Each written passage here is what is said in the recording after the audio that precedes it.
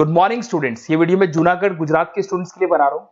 आपको जो भी कोर्स कर रहे हैं उसके स्पेशलाइजेशन को अपन डिटेल में डिस्कस करेंगे। टॉप कंपनीज कौन कौन सी है जहां पे आपका जॉब लग सकता है इसको डिस्कस करेंगे। अबाउट मोर एजुकेशन मेरा क्लासेस इसको डिस्कस करेंगे।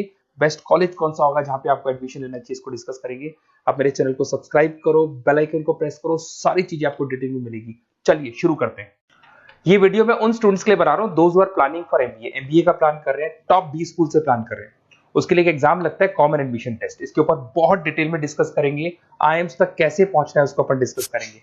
इसके अंदर कैट एग्जाम की इंपॉर्टेंट डेट्स, कैट एग्जाम क्या होता है, एग्जामिनेशन पैटर्न क्या है, एलिजिबिलिटी क्या है, एग्जामिनेशन स्ट्रेटजीज क्या है, कैसे आपको एग्जाम देना चाहिए, आईएम्स तक पहुंचेंगे तो उसके कट ऑफ क्या होंगे और नॉन आईएम्स कॉलेज के कट ऑफ क्या होंगे, सब डिस्कस करेंगे। न्यूज़पेपर में आया था 42% कम 2027 तक मशीनें करेंगी। तो आर्टिफिशियल इंटेलिजेंस और मशीन लर्निंग की बहुत जबरदस्त डिमांड आने वाली है। तो आप लोग एमबीए में जो स्पेशलाइजेशन चूज करेंगे, वर्ल्ड इकोनॉमिक फोरम भी ये बात बोल रहा है कि इसमें फास्टेस्ट ग्रोइंग जॉब जिसमें आपको big data specialist, fintech engineer, AIML software developer 2025 से लेकर 30 के बीच में इनकी डिमांड आएगी। तो आप एमबीए में जो स्पेशलाइजेशन चूज करें उसमें ये वाले स्पेशलाइजेशन रखना, फिनटेक वाला, बिग डेटा वाला, इसकी जबरदस्त डिमांड आने वाली। बहुत सारी जॉब्स है जो जाने वाली है, जैसे 2025 से 30 के बीच में आपका पोस्ट ऑफिस क्लर्क है, बैंक टेलर है, data entry, cashier, ticket checker. अगर आप कैशियर की बात करें जरूरत ही नहीं है बैंक में, आप विड्रॉल भी मशीन से कर रहे हो, डिपॉजिट भी मशीन में करवा रहे हो, पासबुक अपडेट मशीन से हो रही है, तो यहाँ पे मशीनें काम कर रही है। तो बहुत सारी जॉब्स आने वाली और जाने वाली है। तो आप स्पेशलाइजेशन वो चूज करना जिसकी मार्केट में जबरदस्त डिमांड है। बेसिकली मेरा क्लासेस चलता है, मैं एमबीए को पढ़ा रहा हूँ 2006 से। 17-18 साल का एक्सपीरियंस है, बहुत सारे बच्चे निकाल चुका हूँ मेरे पास। अब देखो आपको क्लासेस दिखाई दे रही होंगी। उसके अलावा सबसे इंपॉर्टेंट चीज IIM अहमदाबाद। मैं हर साल बच्चों को IIM अहमदाबाद लेके जाता हूँ। 50-60 स्टूडेंट्स जाते हैं, साथ में मेरे लेक्चर्स भी होते हैं वहाँ पे। तो आप लोग IIM Ahmedabad is a dream college of MBA. अगर मैं एमबीए की बात करूँ तो एमबीए का जो ड्रीम कॉलेज है वो IIM अहमदाबाद है।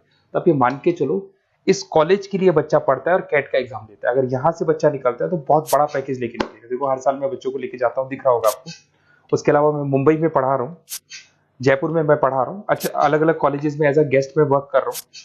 अच्छा, 2008 से मैं बुक्स भी लिख रहा हूँ। तो 2006 में पढ़ाना शुरू किया था, 18 साल हो गए और 16 साल से मैं बुक लिख रहा हूँ। 2008-10 में बहुत सारी बुक्स लिखी है। मेरे वीडियोस भी हैं, आपको यूट्यूब पे वीडियोस मिल जाएंगे। मैं सैंपल्स आपको शेयर करूंगा जो जिसका रिक्वायरमेंट होगा।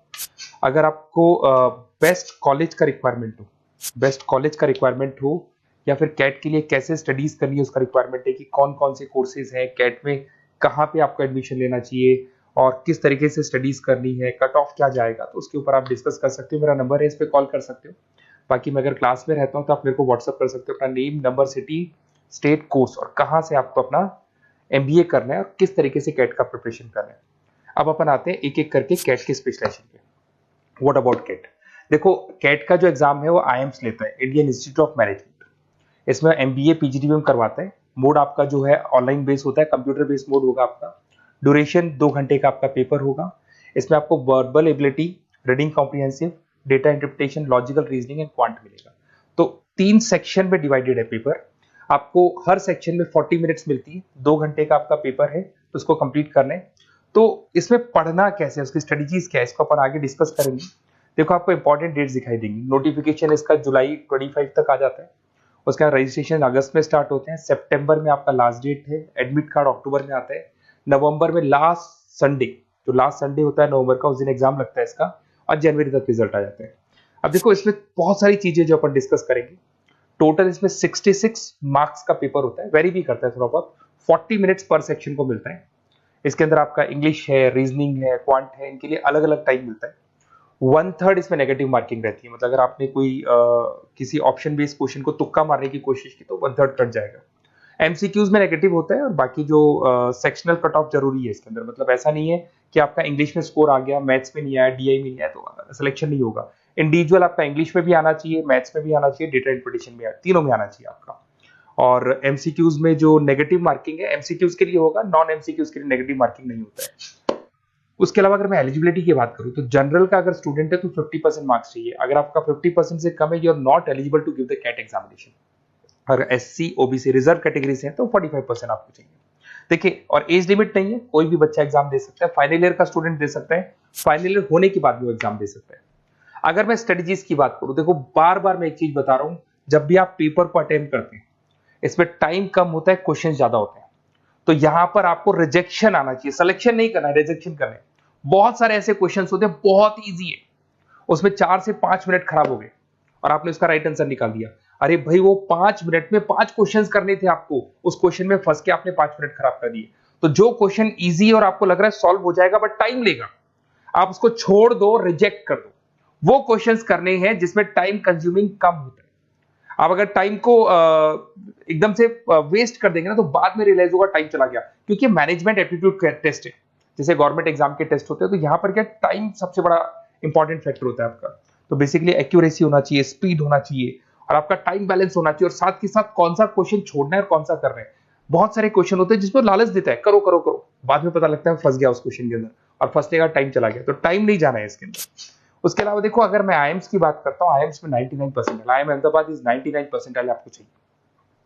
उसके बाद में अगर मैं बात कर दूं, बेंगलोर 99, कोलकाता 99, लखनऊ में 97 टू 98 चाहिए, इंदौर कोझीकोड में 95 टू 97। तो परसेंटाइल तो मान के चलो, अगर आपको टॉप कॉलेज चाहिए ना तो 99 प्लस परसेंटाइल चाहिए आपको, ठीक है। उसके अलावा अगर अपन देखते हैं एफएमएस दिल्ली, नॉन एक्सेप्टेबल जो कैट का एग्जाम तो लेते हैं बट नॉन आईएम्स है, वो भी 99 मांगता है। एसपी जैन भी 85 टू 95 मांगेगा। एमडीआई गुड़गांव 95 परसेंटाइल मांगता है। आईएमपी गाजियाबाद 85 टू 90 मांग रहे हैं। तो कॉलेजेस तो बहुत हैं, और ये मान के चलो आप 80 से लेके 99 के बीच में अगर आ जाते हो तो आपको टॉप 20 स्कूल्स मिल जाएंगे। अगर आईएम्स भी नहीं मिलता है तो उसके नीचे के स्कूल्स मिल जाएंगे। बाकी अगर इसको डिटेल में आपको डिस्कस करना है तो मेरा नंबर है, आप कॉल कर सकते हैं।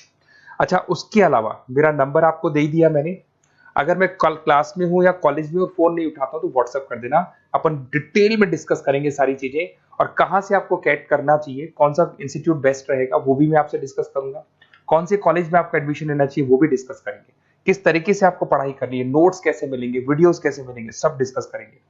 Okay, best of luck for your CAT examinations. और कोई कॉलेज से रिलेटेड क्वेरी है तो वही आप मेरे को कॉल कर सकते हैं। Okay, best of luck.